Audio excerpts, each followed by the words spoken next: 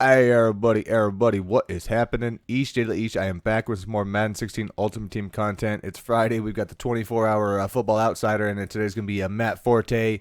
He's going to come in with 85 strength, and that 95 agility is pretty good. 93 speed, 92 acceleration, not great for me. Like a little bit more at this point of the game for a 94 card.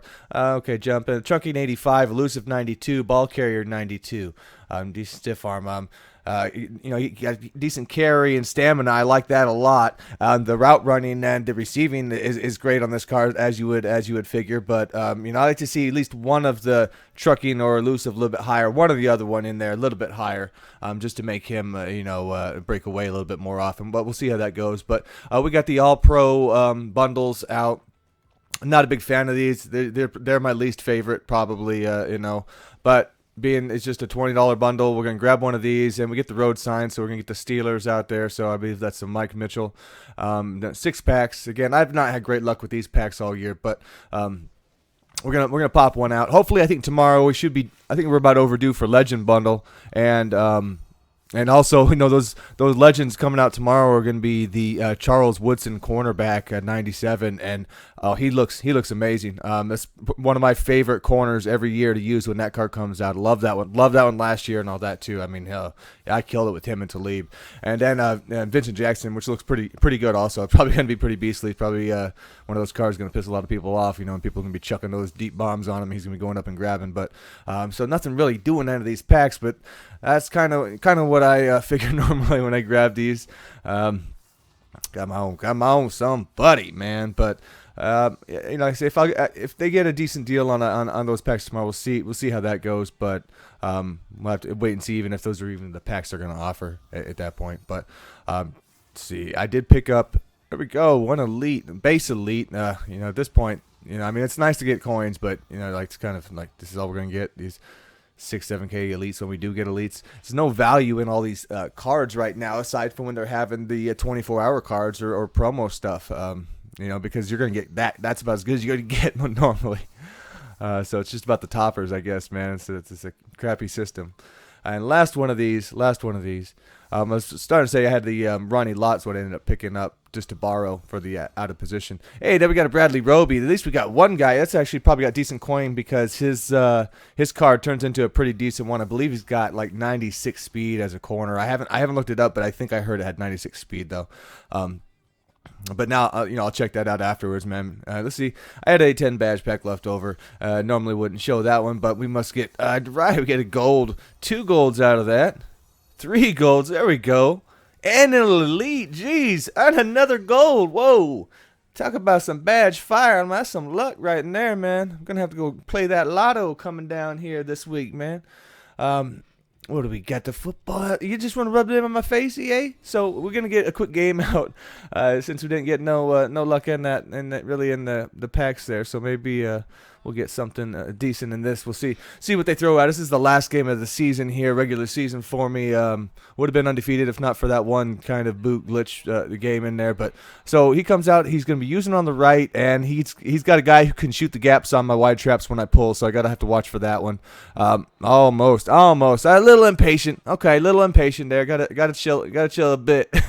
Sometimes you come out of the gates there, man. It's a you're just ready to get going, but see if we can get this timed up nice. All right, Hines Ward. That's why I haven't switched out from him because he's so clutch for me in that spot. So 4th, and you see right here, I actually sub in Roethlisberger now for that quarterback sneak, and I'm glad I did because he got hit, and then the dude still went forward. He got hit. He should have been down there. If that was Stafford, I would not have got the first guarantee. So I test this one out one time just to see if he's gonna follow it out because he's used one on that side, and he does. So I pretty much have to scrap any of those plays from this game while he's still using one over there. But that's all right. We're gonna hit Broyles out on the side, and nice play, man.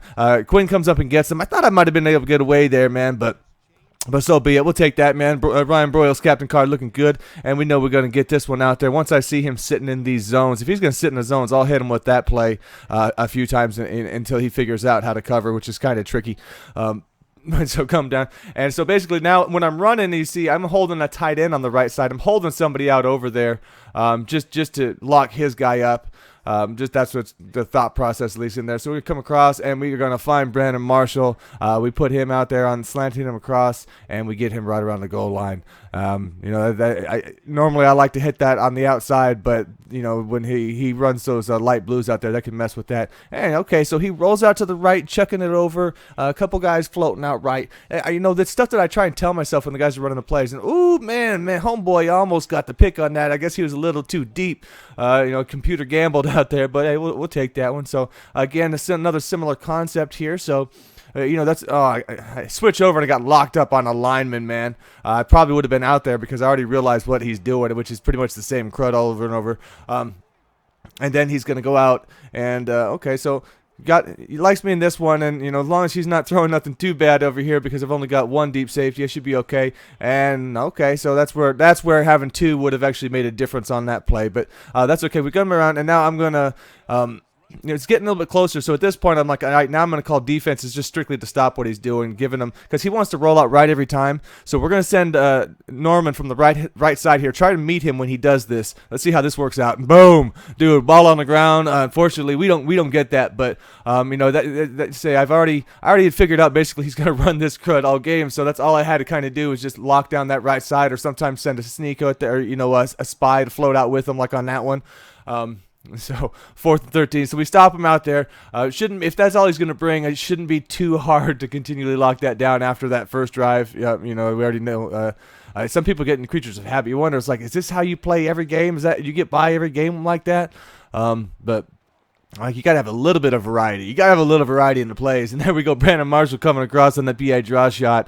And, just trying to be patient because I see what kind of zones he's running. When you're running these cover fours and of that nature and stuff like that, just wait for your guys to cross in the right spot. So they're not bringing too much heat. But again, on that one right there, I only had 5 guys on the line. And since he's user and he gets in, and then my left guard is at Hutchinson got blown up also.